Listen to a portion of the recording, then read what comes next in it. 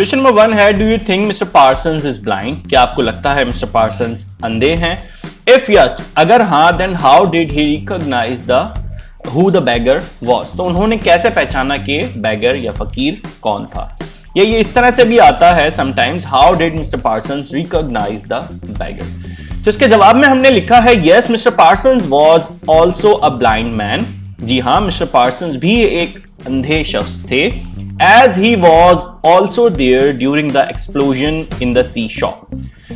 जैसे कि वो सी शॉप में जब एक्सप्लोजन यानी कि धमाका हुआ, केमिकल एक्सप्लोजन जो हमने इसकी स्टोरी में पढ़ा है हुआ, तो उस वक्त मिस्टर पार्सन्स वहीं थे। एंड लॉस्ट हिज साइट, और उन्होंने अपनी आंखें खो दी एज वेल, उन्होंने भी अपनी आंखें खो दी।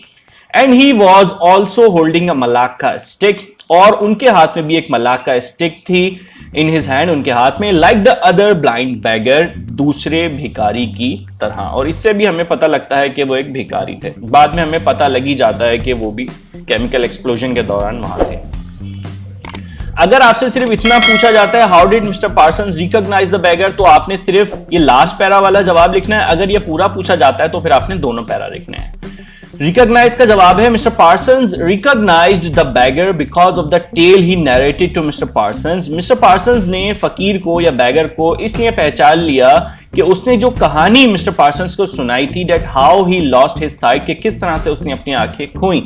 Mister Parsons also lost his sight in the same accident.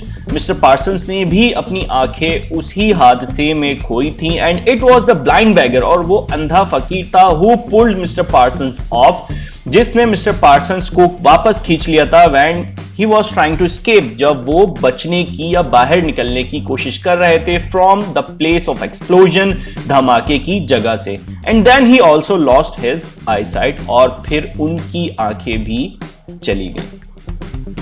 Question number 2 है, what is the moral of the story, a man who had no eyes?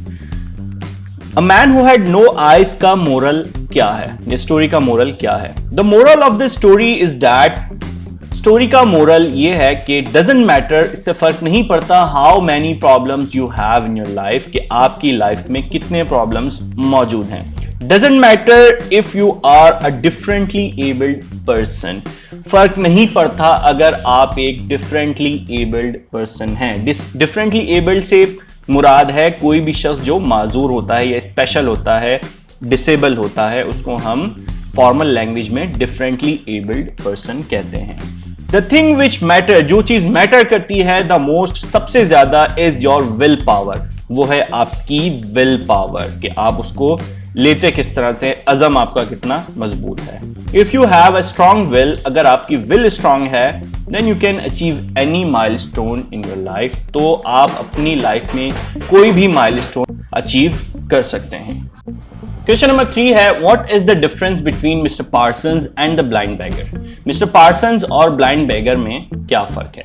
या फिर यह सवाल इस तरह से भी पूछा गया है आपके 5 ईयर में, point out the difference in the description of the blind beggar and insurance salesman in the story a man who had no eyes. तो घबराने की जरूरत नहीं है, सेम बात पूछ रहे हैं डिफरेंट अल्फाज में। या फिर इस तरह से भी पूछा गया है, discuss the differences in the characters of the two blind man.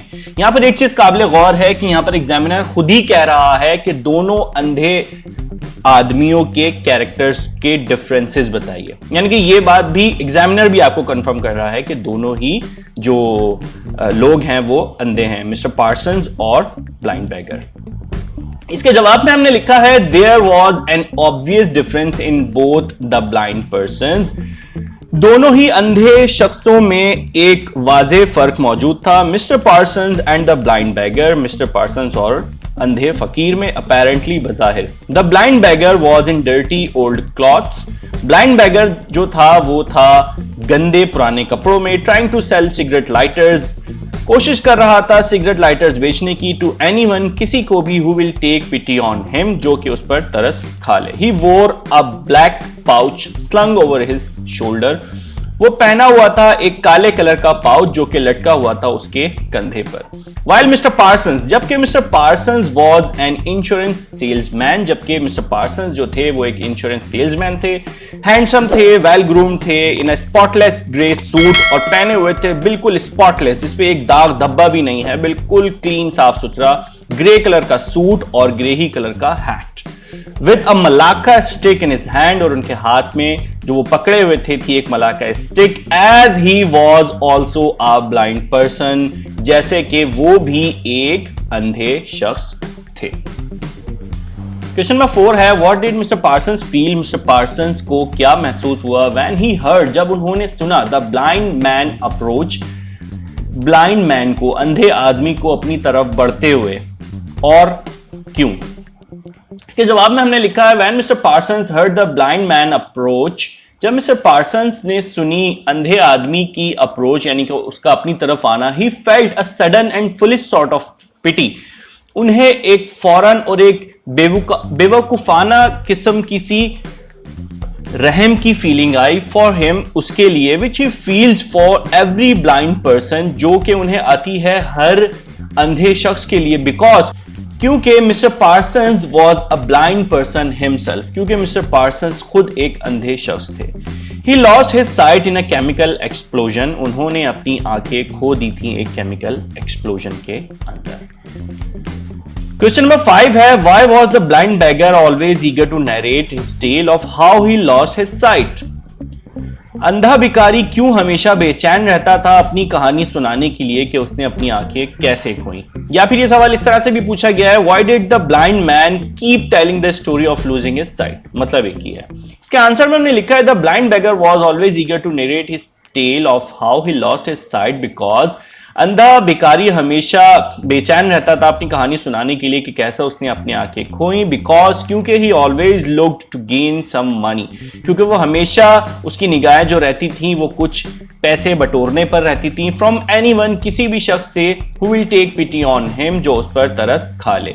The blind beggar, अंधा फकीर, used to sell cigarette lighters, बेचा करता था cigarette lighters, and tell his story, और अपनी कहानी बताता था, to gain some extra money, कुछ एक्स्ट्रा पैसे बटोरने के लिए, फ्रॉम एनीवन, किसी भी शख्स से, who will take pity on him, जो उस पर तरस खा ले।